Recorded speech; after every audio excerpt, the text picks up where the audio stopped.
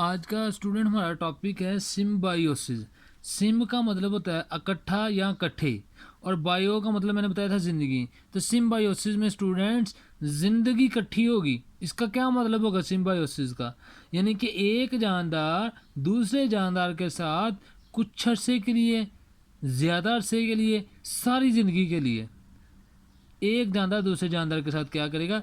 रहेगा, ज़िंदगी गुजारेगा। तो अगर हम डेफिनेशन की बात करें तो आपको इससे समझ आ जानी चाहिए कि ये मुख्तलिफ स्पीशीज़ के अरकान, अब एक स्पीशीज़ की बात नहीं हो रही, मुख्तलिफ स्पीशीज़ के अरकान के दरमियान एक रिश्ता है, एक ताल्लुक़ है, ठीक है, एक कनेक्शन है, एक राब्ता, जिसमें वो कम या लंबे अरसे के लिए इकट्ठे ज़िंदगी क्या करते हैं? गुजारते हैं। दोबारा देखें, ये मुख्तलिफ स्पीशीज़ के अरकान के दरमियान क्या है? एक रिश्ता है, ताल्लुक़ है, कनेक्शन है, रब्बत है, जिसमें वो बच्चों कम या लंबे अरसे के लिए क्या करते हैं? ज़िंदगी, इकट्ठे ज़िंदगी गुजारते हैं। तो सिम्बायोसिस 3 तरह का है, यानी कि साइंटिस्ट ने डिफाइन किया है कि एक जानदार दूसरे जानदार के साथ 3 तरीक़ों के साथ रह सकता है। तो पहला कौन सा है? पैरासाइटिज़म। पैरासाइटिज़म तो बायोलॉजी की ब्रांच भी आपने पढ़ी थी, पैरासाइटोलॉजी, जिसमें पैरासाइट्स का आपने पढ़ा था। तो बच्चों पैरासाइट्स का उधर भी आपको पढ़ाया था कि ये क्या करते हैं? अपने जो फ्रीक होता है, अपना जो होस्ट होता है, उस पे रहता है, ठीक है, उससे खुराक हासिल करता है और बदले में उसे नुकसान पहुंचाता है। अब डेफिनेशन पढ़ें। ये सिम्बायोसिस की एक किस्म है जिसमें छोटा फ्रीक, यानी कि जो पैरासाइट है, बड़े फ्रीक के जिस्म से खुराक और तहफ़्फ़ुज़ हासिल करता है और बदले में इसे क्या पहुंचाता है? नुकसान पहुंचाता है। फ़र्ज़ करें जैसे जो भी वीडियो सुन रहे हैं उनके सर में जो जुएँ हैं, तो वो क्या है? छोटा फ्रीक है, ठीक है। और जो बड़े फ्रीक हैं, ठीक है, आप बड़े फ्रीक हैं और आपके सर में जो जुएँ हैं वो छोटे फ्रीक हैं। तो वो जुएँ आपसे क्या ले रही है? खुराक भी ले रही है, तहफ़्फ़ुज़ भी ले रही है, ठीक है, और बदले में क्या पहुंचा रही है? आपको नुकसान बच्चे पहुंचा रही है, ठीक है, आपका ब्लड सक कर रही है, ठीक है। तो बात समझ आई है कुछ अब? तो बच्चों आर्जी पैरासाइट में पैरासाइट अपना ज़्यादातर लाइफ साइकिल आज़ादाना ही गुजारता है। तो इस बात को आप रहने दें, इसका लाइफ साइकिल का सिर्फ एक ही हिस्सा पैरासाइट के तौर पर गुजरता है। आप ये सारी लाइन रहने दें, आप इधर से देखें। जोंक, ये जोंक की डेफिनेशन पिक है, जोंकें, ठीक है, ये गांव के छप्पड़ वगैरह होते हैं, खाले होते हैं, वहाँ अक्सर मिलती हैं, चिपक जाती हैं। बिस्तर के खटमल, मच्छर आपको पता है वगैरह इंसान के आर्जी क्या है? पैरासाइट्स हैं। मुस्तकिल पैरासाइट कौन से हैं?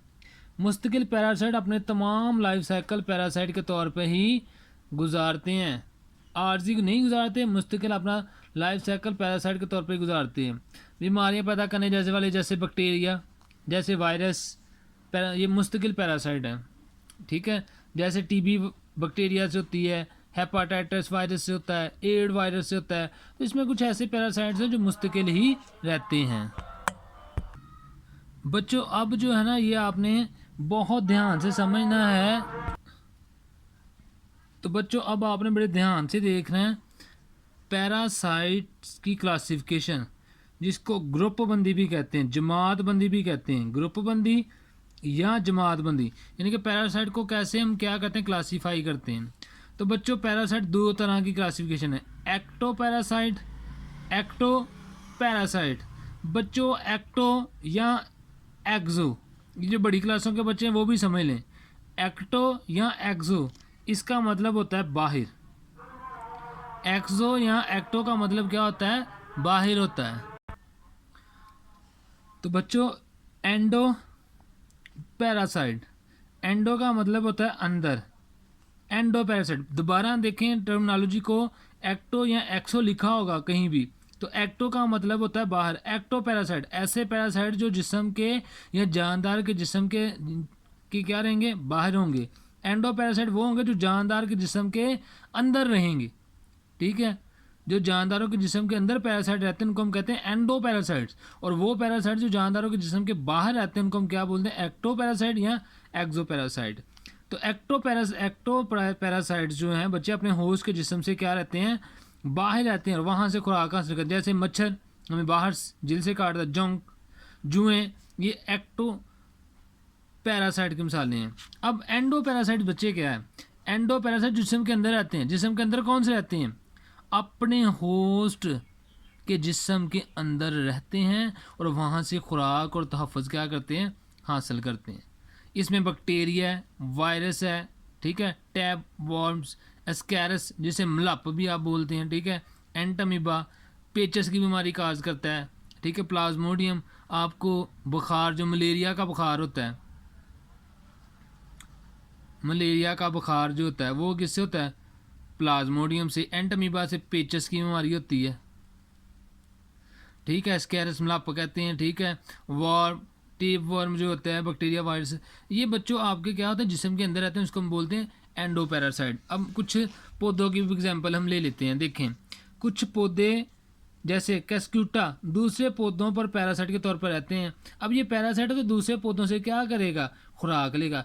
पैरासाइट पौधे अपने होस्ट के जिस्म से क्या रहता है, अंदर खास तरह की जड़ें गाड़ देता है और होस्ट के वेस्कुलर टिश्यू बच्चे होते हैं जाइलम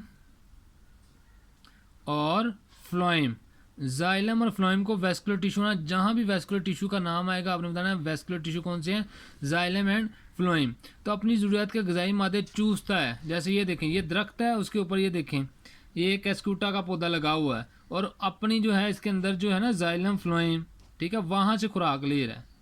तो ये बच्चों डायग्राम भी है, ये देखें एंटमीबा है, ठीक है, ये पेचस की काज करता है, ये प्लाज्मोडियम, ये मच्छर काटने से आपको मलेरिया का बुखार हो जाता है, टैप वर्म है, एस्कैरस मलाप जिसे बोलते हैं, ठीक है, बच्चों के पेट में अक्सर पड़े होते हैं। तो ये था आपके एंडोपैरासाइट्स है। अब नेक्स्ट हम बात करने लगे हैं म्यूचुअलिज्म। म्यूचुअल का मतलब भी बच्चे ये होता है इकट्ठे, दो लोगों का इकट्ठे होना, और ये इस तरह का सिम्बियोसिस है जिसमें दोनों फ्रीक, दोनों जानदारों फ़ायदा उठाते हैं और किसी को भी नुकसान नहीं पहुंचता। ये इसी तरह बहुत सारे दोस्त भी करते हैं कि आज आप मुझे चीज़ खिला दो, कल मैं आपको खिला दूंगा, ठीक है। तो इस तरह दोनों ही खा लेते हैं और दोनों को नुकसान भी नहीं होता, दोनों को फ़ायदा ही रहता है। मिसाल के तौर पर दीमक लकड़ी खाते हैं मगर इसे डाइजेस्ट नहीं कर सकते। दीमक जो है ये लकड़ी खाती है लेकिन डाइजेस्ट नहीं कर पाती। तो दीमक क्या करती है, अपनी इंटेस्टाइन कहते हैं छोटी आंत, ऐसे तो इंटेस्टाइन ही लिखा हुआ है, तो इधर आप आंत लिख लें, अकेला आंत में एक प्रोटोजुआ रहता है, वो अपनी दीमक इंटेस्टाइन में क्या ले आता है, प्रोटोजुआन, जो वहाँ लकड़ी के सेलुलोज को डाइजेस्ट करने के लिए सेलुलेज एंजाइम खारिज करता है। सेलुलेज एंजाइम किस पे काम करेगा, सेलुलोज पे।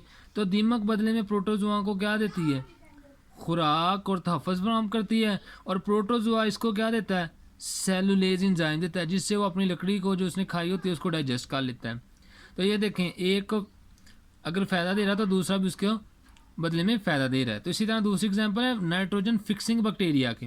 नाइट्रोजन फिक्सिंग बैक्टीरिया या राइजोबियम फलीदार पौधे में से मटर या चने की जड़ों की गांठों यानी रूट नोड्यूल्स। ये देखो बच्चों में आप बनाता हूँ, ये रूट्स हैं, चलो इतनी सी, इसके ऊपर ये देखें, इसको हम बोलते हैं रूट नोड्यूल्स। रूट नोड्यूल्स ये है, ये क्या है, इसके अंदर क्या बैक्टीरिया पौधे से खुराक और तहफ़्फ़ुज़ हासिल करते हैं। यहाँ पे बैक्टीरिया होते हैं, इसके अंदर बैक्टीरिया होते हैं, ठीक है। तो ये पौधे से क्या लेते हैं, खुराक और तहफ़्फ़ुज़ लेते हैं, और बदले में पौधे को क्या देंगे, गैस देंगे, वो भी कौन सी, नाइट्रोजन को नाइट्रेट्स में फिक्स करते हैं, जिससे पौधे के नशोनुमा की जो ज़रूरत होती है वो पूरी हो जाती है। पौधे को नाइट्रेट चाहिए, फिक्स नाइट्रोजन गैस फिक्स चाहिए, और बैक्टीरिया को क्या चाहिए, खुराक चाहिए, तहफ़्फ़ुज़ चाहिए। तो ये आपस में इस तरह ही कर लेते हैं, ठीक है। नेक्स्ट हमारा है कमेंसुलिज्म। ये बच्चों दीमक आपने गुन्नी कहते हैं, लकड़ी को कुन लग गया तो वो दीमक लगाती है, उसकी गट के अंदर प्रोटोजोआ होता है और वो क्या करता है, सेलुलेज एंजाइम खारिज करता है। कौन, जिसे कहते हैं जो लकड़ी को लगता है, वो दीमक लगाती है, वो खुद नहीं लगा सकती, वो प्रोटोजोआ अपने अंदर ले जाती है, फिर वो आस्ता आस्ता लकड़ी को ख़राब कर देती है। तो कमेंसुलिज्म बच्चों सिम्बायोसिस का एक ऐसा ताल्लुक है जिसमें एक फ्रीक को तो फ़ायदा होता है जबकि दूसरे को ना फ़ायदा होता है और ना ही क्या होता है, नुकसान होता है। एक फ्रीक को फ़ायदा होता है, दूसरे को ना तो फ़ायदा होता है ना नुकसान होता है। तो बच्चों कमेंसुलिज्म में एक फ्रीक को तो फ़ायदा होता है लेकिन दूसरे को ना तो फ़ायदा होता है और ना नुकसान होता है। मिसाल के तौर पर एपीफाइट्स, एपी का मतलब होता है ऊपर और फाइट्स का मतलब होता है पौधे। ऐसे पौधे जो दूसरे पौधों के ऊपर उगते हैं उनको बोलते हैं एपीफाइट्स। ऐसे पौधे जो दूसरे पौधों के ऊपर उगते हैं। ऐसे छोटे पौधे हैं जो दूसरे बड़े पौधों के ऊपर सिर्फ जगह की खातिर क्या करते हैं, उगते हैं। ये पौधे पानी और मदनियात जो है फिजा से खुद ही जज़ब कर लेते हैं, अपनी खुराक खुद तैयार कर लेते हैं।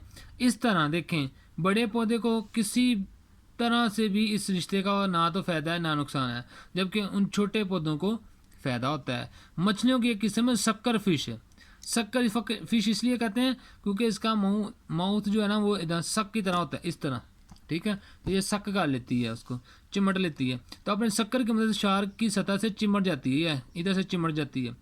इस तरह शार्क चिमटी हुई शक्कर फिश को खुराक की दस्तयाबी वाले इलाके में जाने में क्या करती है, आसान ट्रांसपोर्ट मुहैया करती है। यानी कि वो शक्कर फिश खुद तो उस जगह नहीं जा सकती जहाँ पे खुराक का दस्तयाब है, तो वो शार्क की वजह से जो है शार्क के साथ चिपट जाती हैं। चिमटने के साथ जो है वो उस जगह पहुँच जाती हैं और वहाँ आसानी के साथ वो वहाँ से खुराक क्या करती हैं, खा लेती हैं। तो स्टूडेंट्स, ये थे आज आपके सिम्बायोसिस और उसकी अक़साम। तो उम्मीद करता हूँ आपको ये वीडियो पसंद हुई होगी। इस वीडियो को बच्चे 2 दफ़ा देखो और उसके बाद अपनी बुक से 1 दफ़ा रीड आउट करो, तो खुदा के फजल से आपको इंशाल्लाह ये सारा टॉपिक अच्छे तरीके से समझ आ जाएगा। अल्लाह ताला आपका हामी नासिर हो।